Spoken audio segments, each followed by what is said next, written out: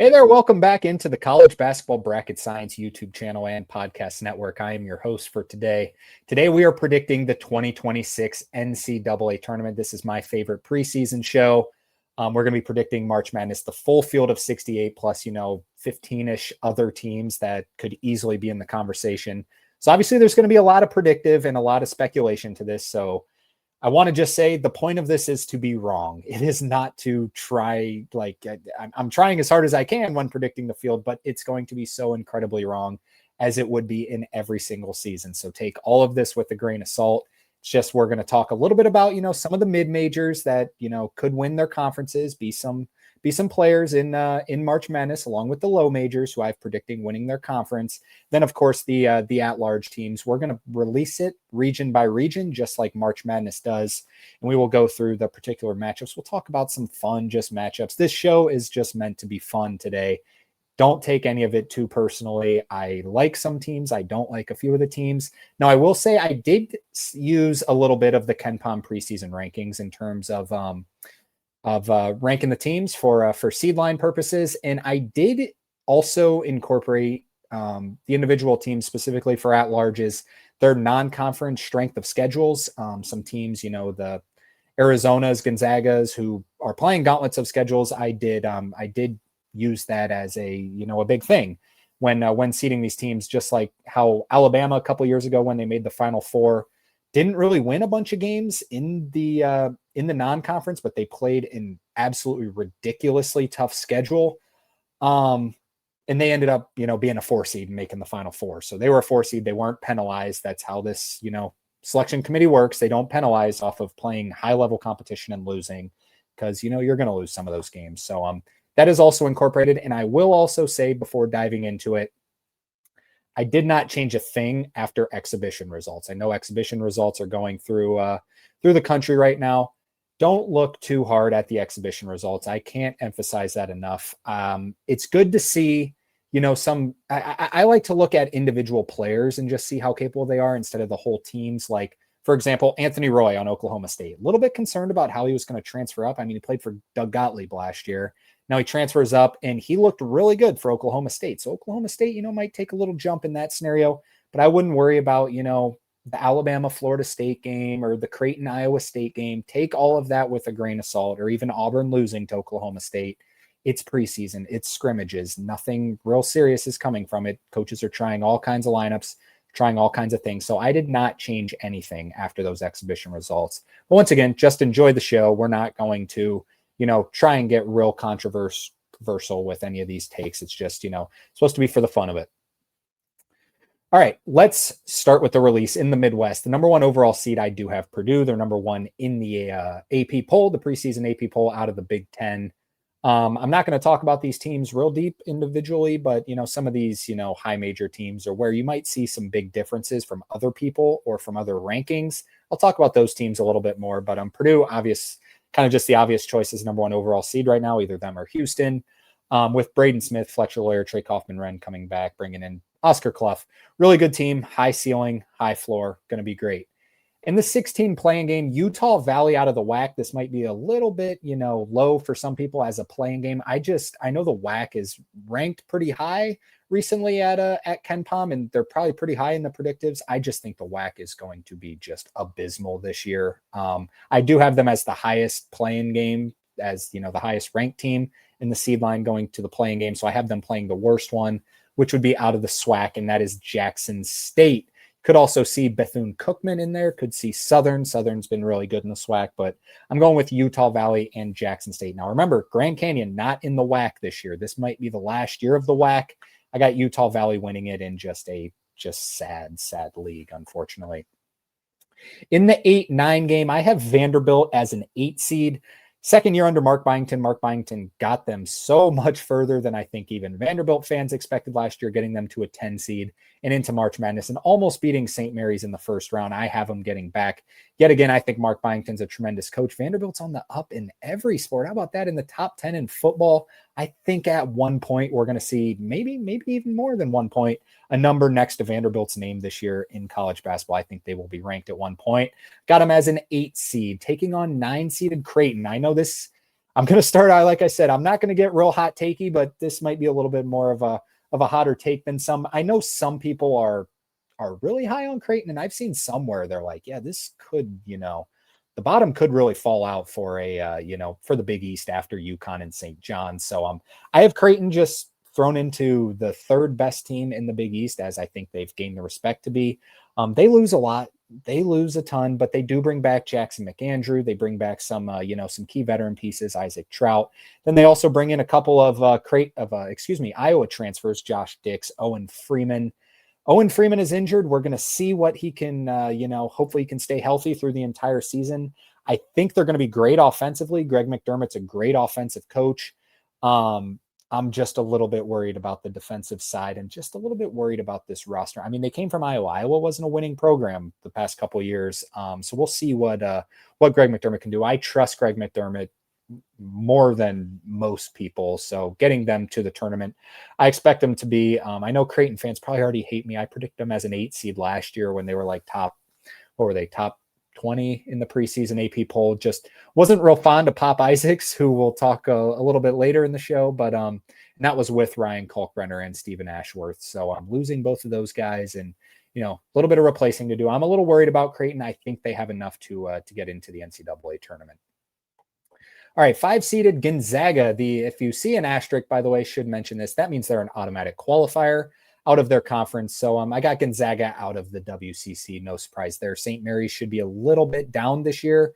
San Francisco, another contender, but I'm really in on Gonzaga. In Gonzaga notes, Tyon Grant Foster got his appeal denied, or his appeal denied, and whatever the phrasing is. I'm not a lawyer, but he's going to reappeal it or something. He's got a court case coming up soon where he's appealing the appeal or some sort of sense. But as of now, it doesn't look like Gonzaga is going to have Tyon Grant Foster, the transfer from Grand Canyon, for this upcoming year. However, I do think Gonzaga has a fairly loaded roster. I wouldn't be surprised if they're a top 3 seed this season. And they are also playing a gauntlet of a non-conference schedule, as I mentioned.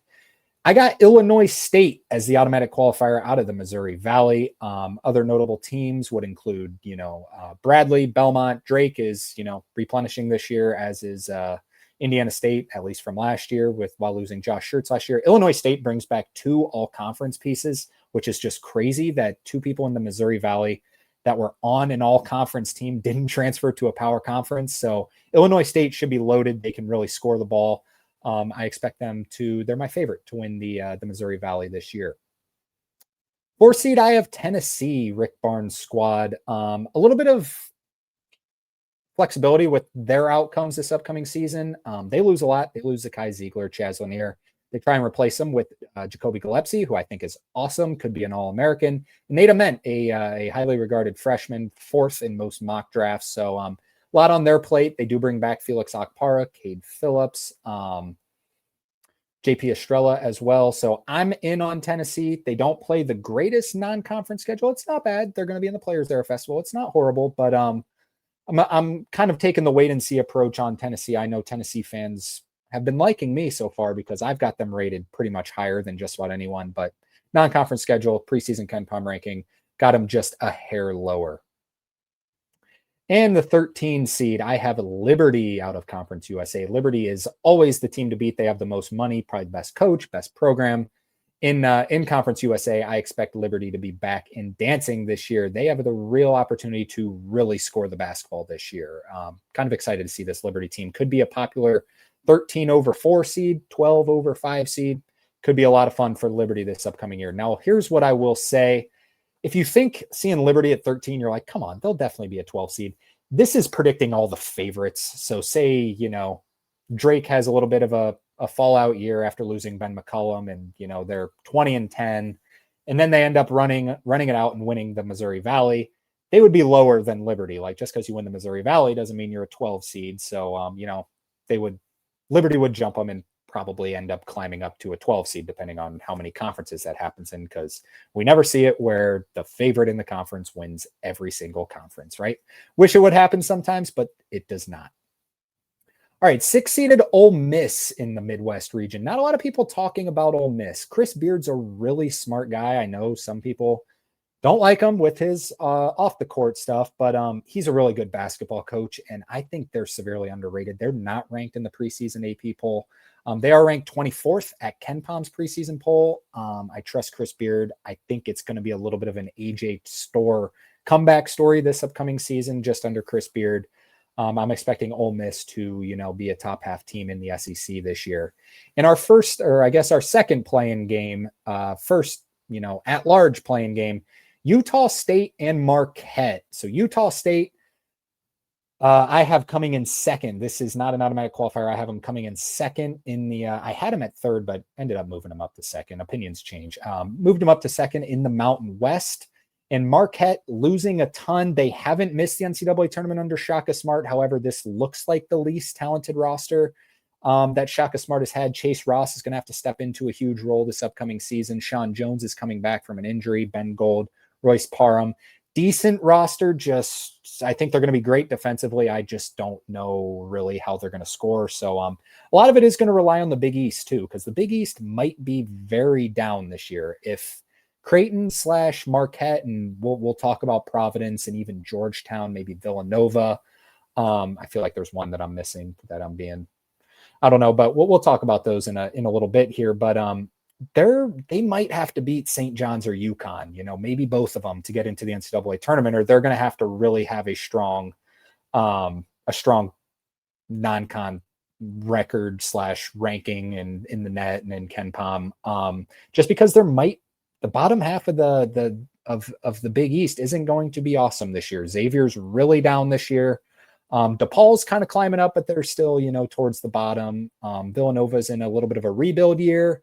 Eaton Hall has no money whatsoever. So I'm a little bit worried about the Big East. They're going to have to really get off to some good starts, and Marquette always gets off to good starts, which is why I have them in the NCAA tournament this year. 3 seed, I have Louisville. Louisville, I have second in the ACC, so that gets them a 3 seed. In my opinion, this could be like a sneaky, you see Louisville here just as a 3 seed. There would be such a popular pick to make the Final Four. However, I do think this region is pretty loaded, but they bring in a ton of shooting. Second year under Pat Kelsey, they were an 8 seed last year. Only lost 2 games in the ACC last year. They could do the same this year. I think the ACC is going to be better than they were last year just because of, Louisville's going to be better. I think NC State's obviously going to be a lot better. We'll see what North Carolina can be. They shouldn't be worse than last year, but we'll see. I think Louisville could, climb to as high as a 2 seed. Might be hard for them to get to a 1 seed, but I'm not going to, doubt them. Pat Kelsey has overachieved at pretty much everything he does. So Louisville going to be a lot of fun this year. 14 seeded out of the MAC. I got the Akron Zips. Akron could be a really fun basketball team to watch this upcoming season. Could also be Kent State, could be Toledo, could be Miami of Ohio, probably one of the just in general Ohio schools, or even Ohio University. It's a close conference in the MAC. I think Akron's just the team to beat until they're not.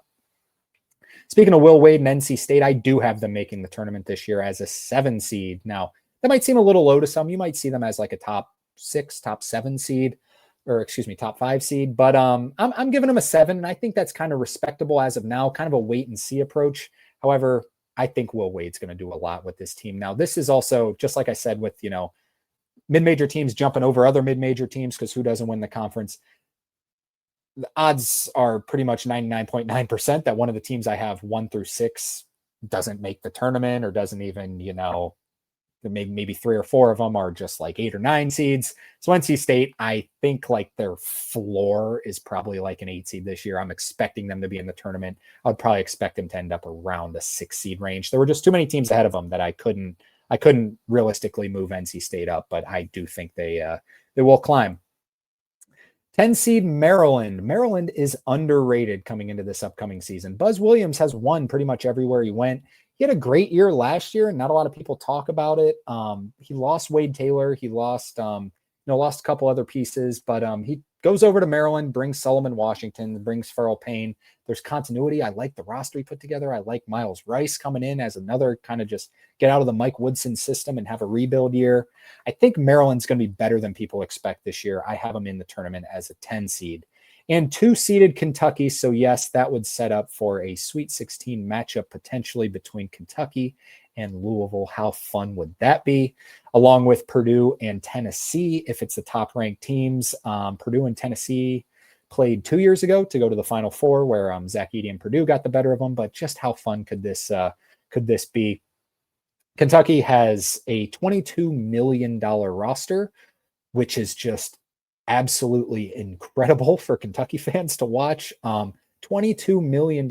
I believe last year's Ohio State team that won the national championship in football was 21 million. And I know that's probably a lot higher now. Like Jeremiah Smith's probably making 15 million. I don't know the exact number, but it's just going to continue to rise. But for a basketball program, this is just unbelievable. And they have it. Their roster is awesome. They are so deep, so incredibly deep. I think this team could end up being a legit national champion contender.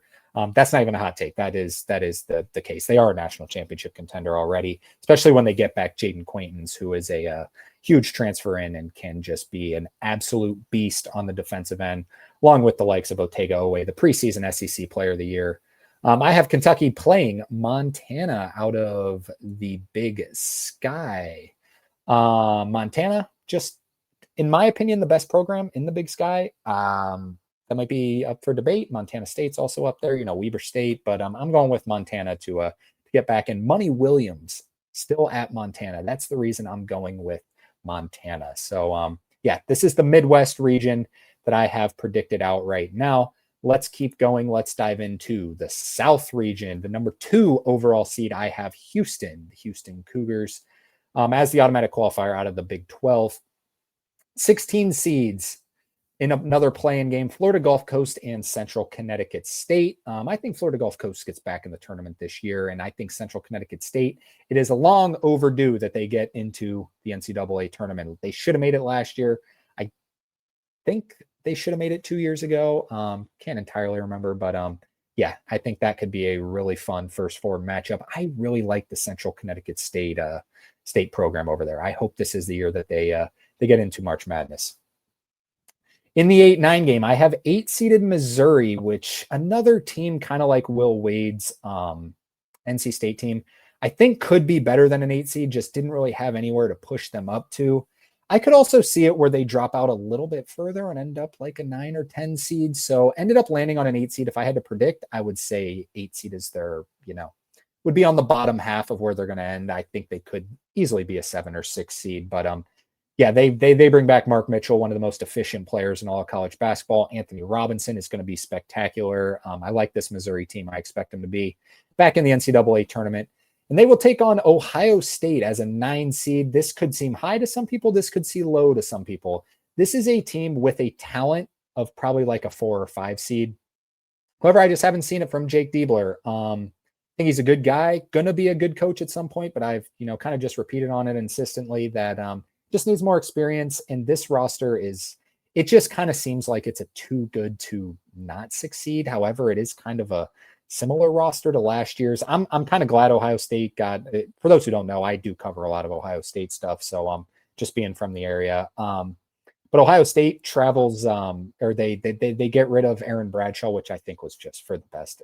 Aaron Bradshaw just didn't do it for this team last year. And I think he's just, unfortunately, just not as good a basketball player as we once thought. But enough about Aaron Bradshaw. They bring back John Mobley. They bring back Bruce Thornton, who is like a dark horse.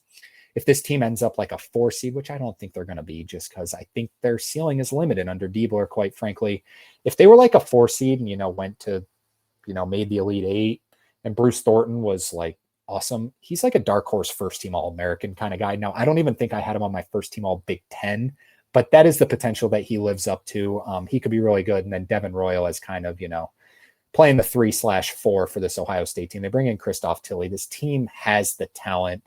I just don't know if they have the coaching. It didn't go great last year, and they were really talented last year. So we'll see. Ohio State, Missouri could be a fun first round matchup. 5-seeded Kansas out of the Big 12. Feels weird predicting them there in the preseason. I could see them climbing up. I could see them right around the 5-spot range, though. It's going to rely on Darren Peterson a lot. We'll see what the transfers around him can do. Darren Peterson, Fleury Badunga, great 1-2 punch. Then how about James Madison? James Madison, the The Fighting Preston Spradlins, who I think has like a borderline power conference roster. Like if there was a team, if you had to have me pick a team that's going to potentially be an at-large caliber team that like runs the table in non-conference play, I could go with James Madison. In fact, I'm pulling up there. If you see me looking down, I'm pulling up their non-conference schedule now. They don't have a ton. They don't have a ton of just hard work. Now they start at Akron. We already talked about Akron. They win that game, they could go undefeated in the non-con. The only other games they're projected to lose in the non-conference, George Mason at George Mason. George Mason, we'll see what they can be this year under Tony Skinn. And then Arkansas, excuse me, that they should lose to Arkansas. So maybe, they go, how many games is that? 13-1 or so, something like that, 12-1, 11-1. If they can do that and, really dominate the Sun Belt all the way through, I could see this being a sneaky good at-large team because this team has a ton of talent. And to me, Preston Spradlin's just an up-and-coming coach. Wouldn't be surprised if, he gets a power conference job pretty soon. But I'm really in on this James Madison team this upcoming season. Speaking of Arkansas, the Battle of the Arkansas, coached by John Calipari with an incredibly talented roster coming back. This is a team I could see. I don't think they're going to be worse than a 5 or 6 seed this year. Like last year, a 10 seed seemed kind of fluky. Just, I don't know, maybe not fluky, but just at least for this roster that they have this year, I don't see a world where the bottom can kind of fall out like that. This team's just too talented. They have too much continuity now. They bring in Darius Acuff as a 5-star freshman. I could see this team, as crazy as it sounds, I could see them being the 1 or 2 seed. This team's got that much talent with Carter Knox, Billy Richmond, Trevon Brazile looked awesome at the end of the year last year. Along with, we mentioned Darius Acuff and numerous others, this team could be really, really good. I have them as a 4 seed, just kind of in the middle of where I could see their outcomes coming. John Calipari is notably, had some incredibly up and down seasons the past couple of years. So we'll see how he can do with this incredibly talented Arkansas team.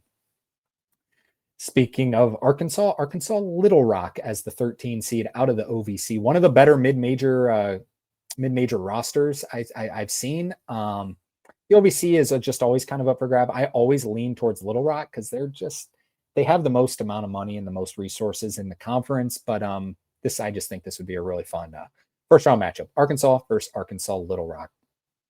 All right, next up, 6-seeded Michigan State out of the Big Ten. Another team, in my opinion, I know it's crazy to say about a Tom Izzo team with kind of just a wide variety of outcomes. Like, could this team really do it again like last year's where they just gel? And they were a 2 seed last year, made the Elite Eight, won the Big Ten. Could they do it again this year and climb up to, a 3 or 4 seed? Like we said going into the roster last year that roster just didn't look good, and he did it with that team. They did have Jace Richardson, a highly regarded recruit. So we'll see what the upside is this year, which is why I don't say them getting to a 2 seed, but 3 or 4 seed, manageable. However, the roster just once again looks really bleak. I don't know where the scoring is going to come from. I do think they're going to be tremendous defensively, which is why I think it definitely gets them in the tournament. But if they were a 7 or 8 seed, I wouldn't be too shocked, but just kind of ended up landing in the 6 seed spot for them.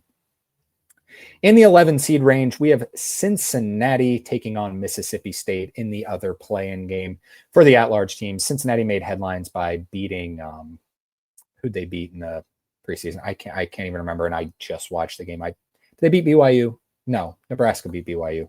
Cincinnati just beat somebody. Oh my goodness, I can't remember what I even ate for breakfast. But Cincinnati playing Mississippi State in the play-in game. Mississippi State under Chris Jans, most notably, will have Josh Hubbard this upcoming season, who could just be a dog.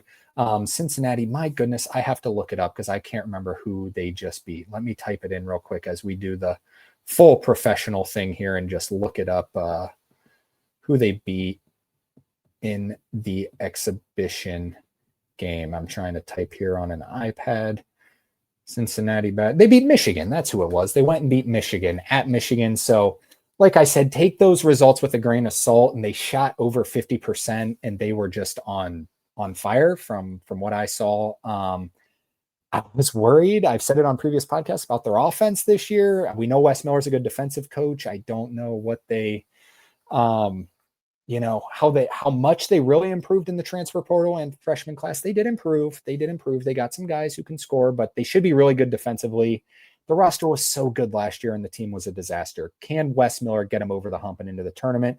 I mixed it in the middle here. Like I said, this team was like a 5 or 6 seed. I wouldn't be shocked. However, last year that team climbed up to number 9 in KenPom in the middle of the season. They were number 9 at KenPom, and then Wes Miller just couldn't get it together, and it was just ugly. It looked like a tremendous fit.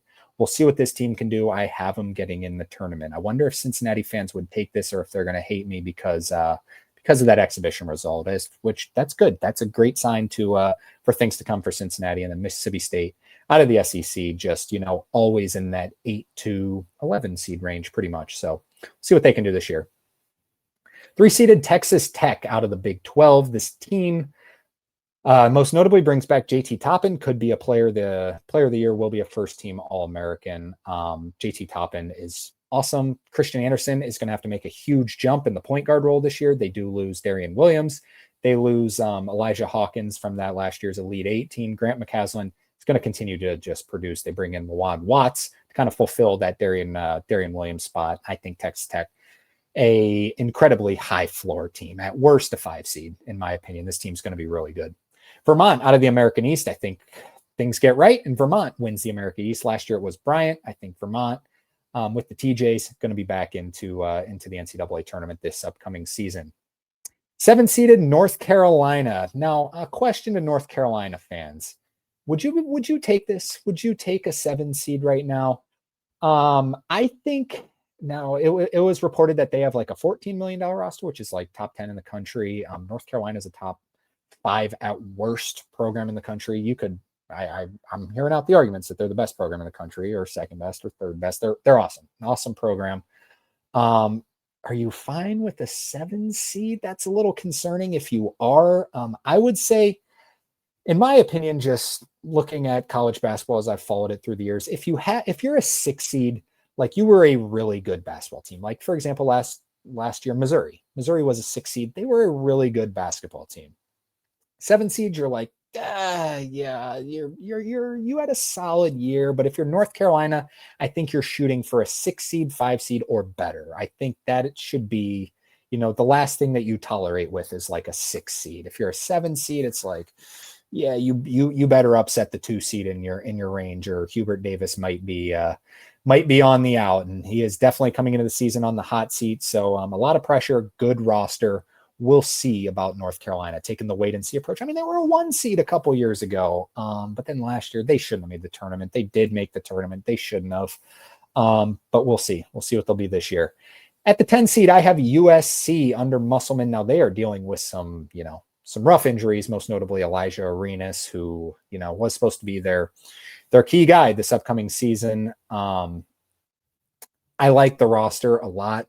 They should be a lot better this year. The roster looks like when fully healthy, a top 30 roster in the entire country. However, it's just, can they stay healthy? A lot is relying on Eric Musselman. Can he put the pieces together? His style works come March. Can it work in the regular season? That's what I'm watching for this USC team.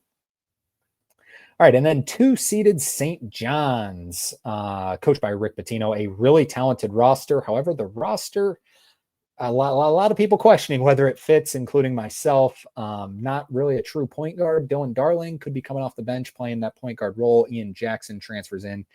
It's still going to be a high floor with Zuby Ejiofor, with Dylan Hunter, manning the paint. That defense is going to be incredible. 2 national defensive player of the year, really, really high floor team for the St. John's team. Bryce Hopkins, how healthy will he be? That's a big concern. They bring in Hosan Sanan from Arizona State. Yeah, played for Arizona State, going from Bobby Hurley to Rick Pitino. Going to be a little bit of a coaching upgrade, in my opinion. But the St. John's team might be the most talent just accumulated in the entire country. How does it fit? That's the big question.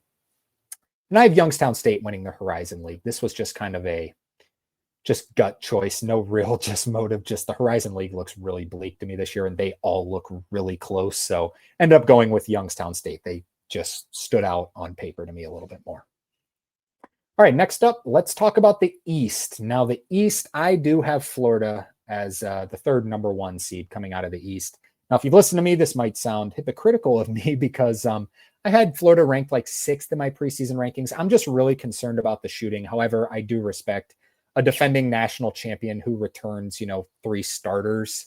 To me, they're a 1 seed until they're not. If they prove that they're really hurting by losing the backcourt, wouldn't be surprised, but they're a predicted 1 seed for me in this time. We'll see what Xavier Lee, if he can really knock down some shots. Boogie Flan should be good. And then just the hugeness in the front court between Thomas Houck, Alex Condon, Ruben Chinyelu, and Thomas Handlockton. And they have Todd Golden as their coach still, defending national champions. To me, they're a 1 seed they still have a great roster. Like, their floor is super high. They're a 1 seed until they're not, in my opinion. And then the 16-seeded Quinnipiac. I think this is the year that Quinnipiac finally breaks through and gets to the NCAA tournament. They're the preseason favorites every single year in the MAAC is what it is, but they're preseason favorites pretty much every single season, and I've been rooting on them. I've bet on this team a million times the past couple seasons just because I like the program. I think they're a better basketball team than people think, and they just haven't broken through. I think this is the year that they get there. All right, in the 8-9 game, I have Iowa, coached by Ben McCollum. I think Ben McCollum gets them there in year 1, as long as Bennett Sturt stays healthy. I love the addition of Brendan Hausen. Ben McCollum is a natural winner. If you think 8 seed might be disrespectful, I'm hearing you out. This could be crazy to say, but Ben McCollum could be the best coach in college basketball. So an 8 seed I could see being that disrespectful, but just roster wise, and this is giving, Ben McCollum the benefit of the doubt by getting them to an 8 seed. If they were a 10 seed, I think you're happy as an Iowa fan. But if they're like a 2 or 3, 4, 5 seed, yeah, sign Ben McCollum up for the Hall of Fame already. This guy is an incredible basketball mind. The 9-seeded Texas, another team with a huge range of outcomes, in my opinion. This team has the talent to be a 4 or 5 seed, just kind of like Ohio State. However, it's not against the coaching. I think Sean Miller disappointed last year, in my opinion, at Xavier. I still think he's a good basketball coach. He did great things at Arizona. Had a couple great years at Xavier. The roster construction is a little bit and it's not even his fault. It was based off of Rodney Terry. They had Jordan Pope and Tremont Mark. They also had Trey Johnson last year, and it's just a bunch of guys who need the ball in their hands. Jordan Pope and Tremont Mark, if just like one of them would have transferred out, I think it might have been better for this Texas team, but they do still have a ton of talent. So a little bit concerned about the roster fitting together. So I could see this team being as good as like a 4 or 5 seed. Could see them down, in a play-in game again. And I think then Texas fans will just be eager to get, Tremont Mark and Jordan Pope off of the roster. But a very high ceiling as well. All right, next up is 5-seeded Alabama. Feels a little bit too low. I feel like they should be a top 4 seed. Offense is going to be great.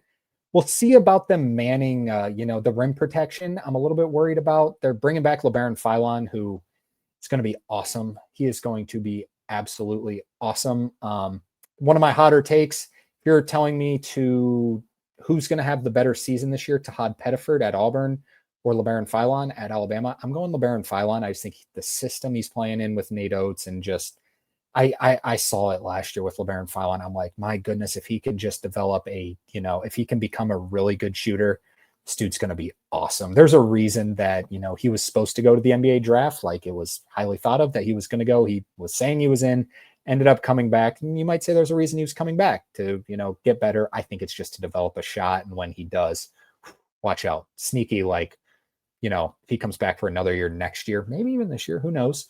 Sneaky, like, national player of the year contender. This guy's got all the physical skills in the world. He scored 28 in the exhibition game. Take it with a grain of salt. It's an exhibition game, but this Alabama team could be really good. They also have Aiden Holloway, who's going to knock down a ton of threes. The key thing to Alabama is the health of Latrell Wrightsell. Can Houston Millette stay healthy? And then the man in the middle, it's going to be Aiden Sherrill right now. A little bit concerned about the rim protection, but with their style, such a high floor, team should be really good. 12 seed out of the Ivy League, it's Yale. Just get used to seeing Yale as a 12 or 13 seed in March Madness. They are, well coached, great program. They're minus odds right now to win the Ivy League. I expect Yale to 100% be in the NCAA tournament. 4 seed Illinois. Yeah.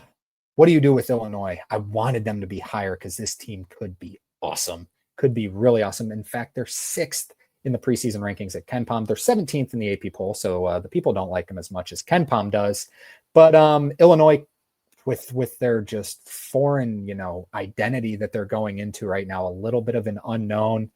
It's going to be good. Tomislav Ivicic is one of the best centers in all of college basketball, can pass, can shoot. So fun to watch. This Illinois team is going to be so fun to watch. They're going to be great offensively. If the defense is, top 20, could be looking at a national championship contender. Really excited to see this Illinois team. 13 seeded Chattanooga out of the SoCon, the defending champ of the NIT. They were the champions last year, and I expect them to be back. Well, I guess they weren't. They're back in a postseason tournament. However, this year in March Madness, they lose a ton, lose Honor Huff, Garrison Kiesler, but they now they replace it. They got a lot of money for a SoCon school. I think they have the best roster in the SoCon. I bet Chattanooga to win the SoCon. That's how confident I am. Taking them as a 13 seed right now. 6-seeded San Diego State out of the Mountain West. That's the team I have ahead of Utah State. Have San Diego State winning the Mountain West. Good roster. Last year, the roster was a little bit, young, a little bit new together. This year, they're going to have a lot more continuity. They bring back, I guess, Magoon Guath, who was expected to go to Kentucky, ends up coming back. Sounds like the boosters really stepped up. Good for San Diego State. Miles Byrd is a All-American caliber player. Could be, an absolute star, and a star is born potentially this year. I guess even sort of started last year. Could be a really good basketball team. I think this team has a solid range of outcomes from like a 5 to a 7 seed, maybe a 4 seed. This team could be really, really good. I'm excited for San Diego State. They're 21st in my preseason ranking, so bought in on them. Now, the first 11 seed that I have as an automatic qualifier, I do have USF. Now, like I said, it can go the other way with, like I said, Liberty jumping up to a 12 seed. It can also go the other way if, say, for example, we talked about TCU a little bit earlier. TCU isn't good enough to be an at-large team, but they end up winning the Big 12 tournament. They would probably be like an 11 seed. They might even be better if they were in conversation. But so this could also move USF to like a 12 seed. So we always see a couple of those. But anyways, I got USF in year one under Brian Hodgson. I do have USF over Memphis. It's not like that at Ken Pom. Memphis is rated a lot higher. However, I'm not in on this Memphis team. We talked about Aaron Bradshaw. Aaron Bradshaw's at Memphis this year. Doug McDaniel, I do like. However, I'm just not sure about his route to get there. He's played for Juwan Howard. He played for Jerome Tang, who people are really starting to, sort of not see as a bad coach, but just, not as highly thought of as he once was in that first year where he had Marquise Noel. And then this year he's going to Penny Hardaway. I don't think Penny Hardaway's like horrible, but he's been on the hot seat for a while. So a little bit concerned about him gelling with Aaron Bradshaw. They had a few, unlucky instances where they're, the NCAA denied some players coming back. So I'm on USF. I think USF is going to be great. I think Brian Hodgson, out of the Nate Oates tree, is an up and coming star. And I think it's just kind of a cool story with the unfortunate passing of Amir Abdul-Rahim last year. I think this is the season that USF gets back into March Madness. All right, next up, 3-seeded Arizona. Now, Arizona, this might seem a little bit high for some people. However, like I said, non-conference schedule, maybe the toughest non-conference schedule in the entire country. Tommy Lloyd playing an absolute gauntlet. It's all going to come down to their non-conference schedule because they have a lot of new pieces that are going to have to fit together. However, I love Motajais Krivas. If he can stay healthy, watch out. 7'2", 7'3", depending on where you're looking, manning the middle. Him just platooning with Toby Owaka. My goodness, that could be deadly. It's the two freshmen. The 5-star freshman, Koa Pete, is going to really have to take on a big role in the scoring department. Braden Burries, we'll see what he can do scoring wise. They're going to have to for this team to be a national championship pick come March Madness, because they do have the other pieces. They have Jaden Bradley, a tremendous defender, as we mentioned, Krivas, Toby Owaka, Anthony Del Orso can knock down some threes. However, they just need that go-to guy. Braden Burries, is it Koa Pete? Got 50-50 chance, and you have pretty good odds. You have two guys to choose from. Curious to see what they can do this season under Tommy Lloyd. I really like this team. Have been playing 14-seeded McNeese. I have McNeese getting back into the tournament. Obviously, they don't have Will Wade anymore. However, they're still the best program by far in the Southland. So I don't have them as high as a 12 seed like they were the past 2 years. I have them as a 14 seed. Have them automatic qualifier out of the Southland. In the 7-10 game, I have Oregon taking on Oklahoma. Oregon had some, rough news with Jackson Shelstad, going to be out for 6 weeks, but that was a couple weeks ago. So looks like he's going to miss the start of play, but should hopefully be back by the Players Era Festival around Thanksgiving time. They bring back Nate Biddle. I had this team ranked a little higher. I wanted to have them as like a 5 or 6 seed, but then, I listen to stuff. I read a bunch of articles and stuff. A lot of people were just kind of, talking about how the team kind of fell apart a lot last year. And maybe I bought into a little bit of some media bias in that scenario, and just a little bit of like, yeah, Nate Biddle was good last year, but is he like truly elite? Like, can he just carry a team on his back? Because once he started doing that last year, the team, fell off a little bit as opposed to the Players Era Festival. Now he was good then too, but I think it's going to be a good team. I think they're going to be between a 5 and 8 seed this upcoming season. And then the KJ Evans thing, we'll see what he can be as well. I have Oklahoma as a 10 seed. We'll probably jump to top 15 in the AP poll in the non-con, then struggle in SEC play as they did last year and did the year before in the Big 12. So, yeah, they bring in Nigel Pack from Miami. They bring in who has Final Four experience. They bring in Xavier Brown from St. Joe's, who gets out of the Billy Lang system, could be a really elite scorer. I like this Oklahoma team. I don't love it, but I think they're good enough to get into the NCAA tournament, especially playing in the SEC. 2-seeded Duke. I have Duke winning the ACC. I'm hearing anyone out who's picking Louisville, but Duke, just to me, they're the favorite until they're not. Bringing in the Boozer twins. Their point guard play is the biggest concern for me. Will it be Caleb Foster? Will it be, Caden Boozer? I think it's going to end up being Caden Boozer. I've been a little lower on Caleb Foster than some, but we'll see. A ton of talent. John Shire's done a good job there. Then St. Thomas, I have getting in their first year of eligibility in the Summit League. Let's get St. Thomas into the NCAA tournament this year. Good roster, good coach. I'm expecting this team to be, definitely a contender in the Summit. Alrighty, let's talk about the West, where I have 1-seeded UConn. Might seem a little optimistic for folks. I get it.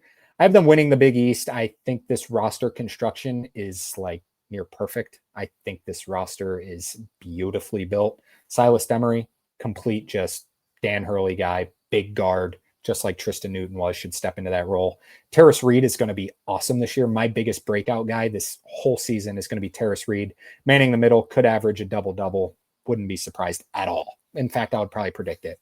They got the freshman in Braylon Mullins. They got a Solo Ball coming back for just one of the best 3-point shooters in the entire country. And they have Alex Caravan, just a true winner. How about that as your starting 5? That is pretty awesome, along with Jalen Stewart back and, Jaden Ross. This team is loaded. And also they have Malachi Smith backing up Silas Demery coming off of, coming off the bench as a point guard. So this team, this is my pick to win the national championship this year. Might be, what a lot of people think, might be not what a lot of people think, but I'm buying into Dan Hurley with this. I mean, this roster looks really, really well put together to me. 16 seed, I have Colgate coming out of the Patriot League. The Patriot League teams will basically just be playing for a 16 seed rough league, but yeah, I think just best program, best coach. I think they get back in the big dance this year. Virginia, an 8 seed, Ryan Odom. I have him getting him to the NCAA tournament this year. Also kind of leaned into the foreign recruits. I like the way this roster has been put together. It's going to be a different style of basketball for Virginia fans to watch. Ryan Odom likes to run and gun compared to Tony Bennett playing really slow. I think Virginia is going to be a top 5 team in the ACC this year and make the big dance. Indiana in year 1 under Darian DeVries, I do have them getting in. I'm starting to grow a little bit more on this Indiana roster. It's not like, it doesn't look like a blue blood roster, but it can be there. I see the vision between what Darian DeVries is doing. They're going to be a tremendous 3-point shooting team this upcoming season. Tucker DeVries, how good can he be coming off of his injury? Could be awesome. Could be, little hesitant to get back into things, but I'm buying in on this Indiana roster. I think they're going to be better than I originally anticipated with the roster construction. All right, 5-seeded Iowa State. Now, just kind of like Oregon and Jackson Shelstad, Taman Lipsey going to be out like 4 to 6 weeks. We don't know if he'll be back for the start of the regular season. Josh Jefferson is going to really have to score the ball this upcoming season. That's a little bit of my concern, is their scoring. They're always going to be great defensively. In fact, at KenPom, they are 44th in offensive projection and second in defense. So we know their defense is going to be spectacular. How good will they be offensively? We will see. Can't wait to watch this Iowa State team. TJ Otzelberger's floor, super high because he's fantastic. 12-seeded UC Irvine under Russ Turner. I think they're going to get back into the big dance this year. Last year, people forget how good this team was because UC San Diego really, hogged the headline as they should have. They were awesome, almost beat Michigan in the first round. But UC Irvine was kind of like even on the bubble along with UC San Diego. I think they're going to get back into the big dance this year. In fact, another team I placed a bet on, I think that they are going to win the regular season Big West this upcoming season. All right, 4-seeded UCLA, most notably bringing in Donovan Dent, bring back Eric Daly. They bring in Xavier Booker from Michigan State. That's my big question. This team's roster, like if Xavier Booker hits, this could be like a national championship contender, in my opinion. I'm sure UCLA fans are really excited for this year, as you should be. You have a potential, like if they're, I don't know what the betting markets are on player of the year candidates, but Donovan Dent is not a bad pick. Like Braden Smith's top returning contender, I think it's fair to say it's JT Toppin. After that, it's probably Donovan Dent, and he's in the same conference. So there's a world where like Donovan Dent could be your Big Ten player of the year. Like he's that good. He's coming off the Mountain West player of the year. He's awesome. He's going to just lead this team to a much better offense than they've had the past couple of years. Sky Clark's also back. We mentioned Eric Daly, Xavier Booker, and Tyler Bilodeau, one of the most underrated players in the entire country, can really score the ball. So they have offense, they have defense. It's just who's going to be that man in the post. What if they still had a Daymara? That's kind of what is strange to me because Mick Cronin, I don't know if he just didn't like a Daymara or what it was, but if he was manning the middle this year instead of Xavier Booker, I'd be like, this is a top 5 team, in my opinion. However, I'm just a little bit concerned about Xavier Booker being that, shot blocking presence. He's thin and he wasn't, couldn't really even get on the floor that much at Michigan State. So we'll see. But this team, if it hits, could be really, really good. All right, 13-seeded Charleston out of the CAA. I have Chris Mack getting back into the tournament. In my opinion, one of the best programs in the CAA. UNC Wilmington is right there as well. Towson as well. This is a tough one to pick, in my opinion, but I end up going with Charleston. I think he gets back. They have the most resources in the conference. We'll see what Chris Mack can do. 6-seeded Wisconsin feels a little low. I think they're going to be better than a 6 seed, but like I said, there's just so many teams where it's like you can't realistically really move them. Now they're 20, what are they in the preseason AP poll? Either 21st or 23rd or something, but maybe 24th. I see it. I really, really see it with this team. I think this team could be awesome. I bet them to win the national championship. They're plus 7,500, I believe. Yeah, 7,500 is what I got them at. 10 pays $750 for this roster. I'm in on Wisconsin and Greg Gard. Greg Gard's proven he can win. They have a legit All-American contender with John Blackwell, Nolan Winters back. Bring in Nick Boyd, who has Final Four experience. I think this Wisconsin team's going to be sneaky good. They're playing a different style of ball, as they did last year with John Tanji, John Blackwell, the perfect replacement to step into that role. This team's going to be really good. I'm excited to see them. And then 11-seeded Loyola Chicago out of the A10. I have Loyola Chicago, not VCU, not Dayton. I have Loyola Chicago, and rest in peace, Sister Jean. Sister Jean has passed away at 106 years old. The revenge tour for Sister Jean. I hope they come all the way back and get an 11 seed, which is what they were when they went to the Final Four, and Sister Jean became a legend around not just the college basketball world, but in the entire world. And I'm sad to see her go, but what a tremendous life at 106 years old. I also really like this roster. People forget how good they were last year at the end of the season. They made a deep run in the NIT. I think they're going to continue that momentum over. I think Drew Valentine's going to be a popular pick for a high major job. And I think Loyola Chicago as the second highest rated team to be an 11 seed or to be an automatic qualifier, just behind USF. That's how high I am on USF. Loyola Chicago could be, a number of other teams though. VCU. I don't want to leave anyone out. So I'm going to look at the A10 conference teams. It was VCU, Dayton. Oh, St. Louis. That's who I didn't want to leave out. I could really see them getting in as well. Josh Schertz, much better roster this year. Should be a healthier roster. Wouldn't be surprised there, but I'm going with Loyola Chicago. All right, next up, 3-seeded BYU, the Ooh, crazy talented BYU team. Rob Wright, Richie Saunders, AJ Debance. AJ Debance went off in that exhibition game. Like, that's all I watch in exhibition games are players. Really don't even pay attention to the score. It's fun to see the score, but AJ Debance could be awesome, or will be awesome, excuse me. Kibakita could be awesome. He is a freak athlete. I'm really excited to see this BYU team play this year. Like I said, take it with a grain of salt. Nebraska showed some stuff, but these coaches are trying out things and working on them to fit. I do have High Point out of the Big South getting back into the tournament, even though they lose their coach. They have the most money. They have a beautiful campus. My goodness, most money, best team. I have them winning the Big South yet again. In the 7-10 game, Auburn. I do have Auburn getting to the big dance. I have no idea what to do with Auburn. Pretty talented roster. They got a bunch of lefties. Todd Pettiford. Keyshawn Hall. Couldn't even think of his name. We'll see what Stephen Pearl can do. I think he's a smart guy. He talked on John Rothstein's podcast about, just a little bit of things. He just seemed like a really humble guy, talking about how his dad, he knows he's the head coach because of who his dad is, but he says he also, brings a lot to the table. And he seems like a smart guy. He was a previous pharmaceutical salesman, and you can tell he's a good talker. But he kind of bought me in. I think this Auburn team is good enough to be in the NCAA tournament in year one under Stephen Pearl. And then Baylor as a 10 seed, no idea. Team could be, I believe at KenPom, let me take a look here. They are ranked 17th in KenPom's preseason rankings. That puts them as like a fringe 4 or 5 seed.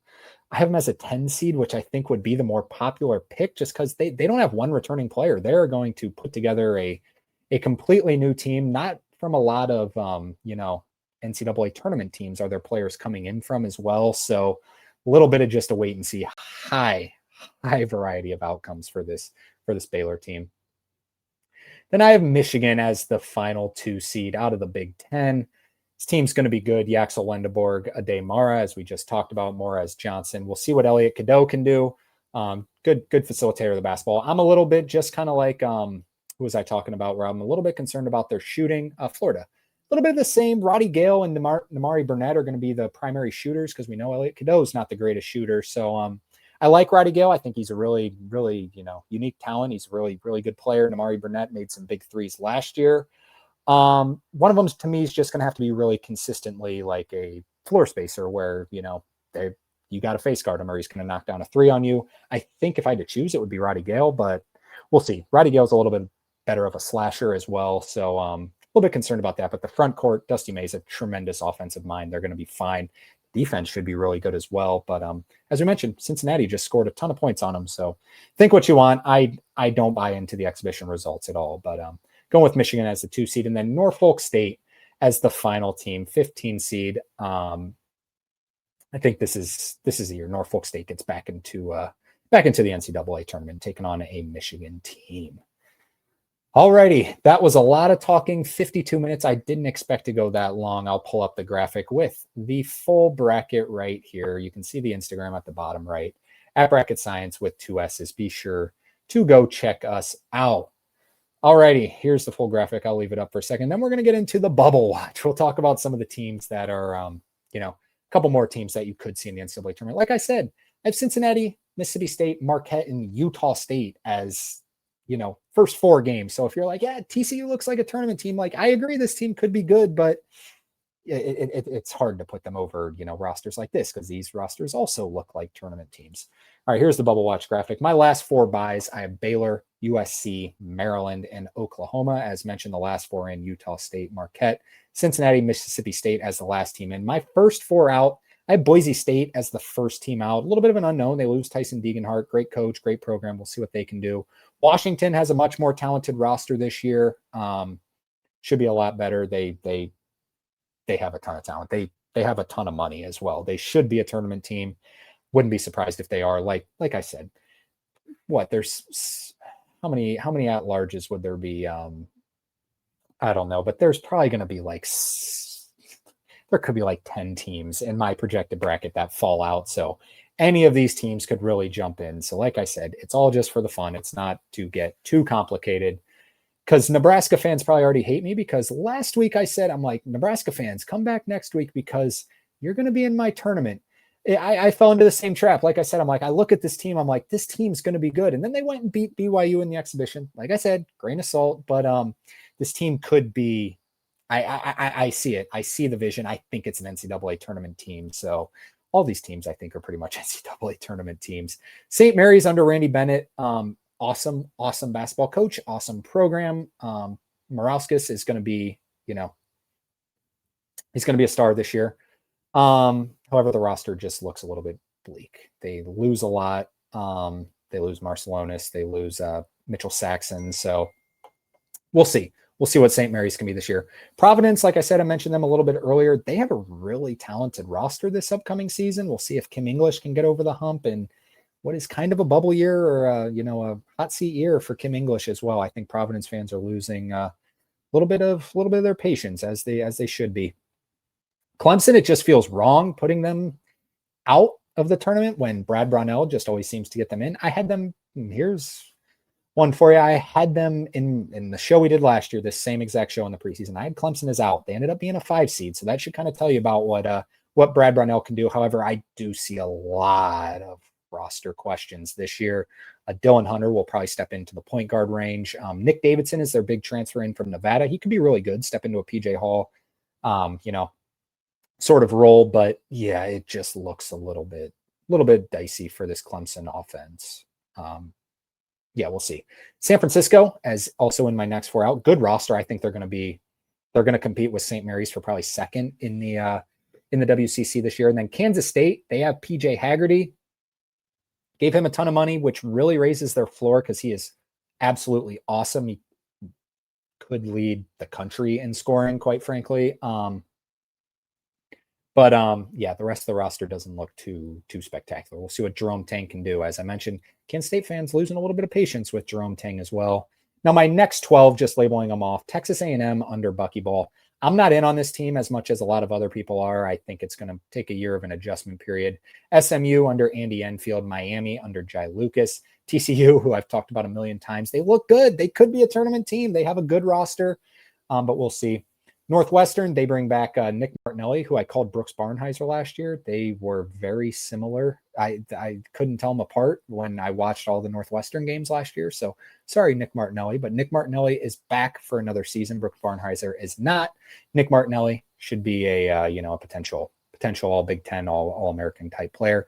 Georgetown, their roster looks really good too. Like this is a team where I'm like, I would say for all of these teams, like you're going to have successful seasons and you're going to have disappointing seasons. For all the teams I will say starting with last 4 in all the way through these 12 teams, if you get into the tournament, you had a successful season. If you missed the tournament, you had a disappointing season because all these rosters look pretty good. It's going to be very middle packed this year, in my opinion. Like Georgetown, I think you should, if you're a Georgetown fan, you should have expectations to make the NCAA tournament this year. Villanova and Georgia might be a little bit on the opposite side where it's like they have a high floor because of their coach, but it's definitely a rebuild year for Georgia, losing Asa Newell, losing Silas Demery. They're still in the SEC, they're still Georgia, they can bring in talent, but we'll see. And then Villanova, it's just a complete rebuild year. However, Kevin Willard's also a tremendous basketball coach. So floor high. We'll see about the ceiling though as well. Memphis, like I said, I don't know about this roster, but like I said, Memphis fans, you're expecting to make the NCAA tournament. VCU, same thing. Year 1 under Phil Martelli Jr., but a ton of talent, a ton of resources. Same goes for Dayton with Anthony Grant and kind of a bubblish year. Then I did throw Syracuse on here. Their roster is good. This is a good roster. If this is Jim Boeheim was coaching, early in his career, which I know he's a Hall of Fame coach, this is like a 5 or 6 seed. Like they have some serious talent. However, Adrian Autry, I think if they miss the tournament, you got to move on because expectations are high now. This is a good roster. But yeah, we'll see. There's numerous other teams that could be included in this next 12, but those are all the teams battling for spots. Like if you're a huge Memphis fan, like, yeah, I want to put Memphis in, but I can't move down Marquette. Like you have to give them the benefit of the doubt. Like I said, take everything with a grain of salt. It's all just for the fun of it. That's going to do it for the show today. About an hour in. Hopefully you stuck with me. If you did, Really appreciate it. Be sure to hit that like button before you head out if you enjoyed the show. Turn on the post notifications so you can stay up to date on the college basketball world. We do a ton of betting stuff throughout the season, as the season is what, 2 weeks away? Wow, that's exciting. Exactly 2 weeks from today. So we're recording this on Monday, October 20th. 2 weeks, November 3rd. We have a loaded slates. We've been talking about non-conference games to know. We're going to post all the games to watch, all the results that you need to know all over our social medias and talking about them on here. So follow us on Instagram and TikTok at Bracket Science with 2S's. Be sure to let me know what your tournament field looks like. If you give me some hot takes, you think North Carolina is like really legit because their roster is pretty good and you're like, they're going to be a top 2 seed. I want to hear it. Give me the hot takes. It's hot take season. We didn't get too hot today, but yeah, love to see some of the hot takes though. All right, enough talking. Everyone have a great rest of the week. We will talk to you again next week or maybe later this week. I'm not sure yet. I'll see what the schedule is up to. So follow, like, subscribe. Talk to you soon. See you later.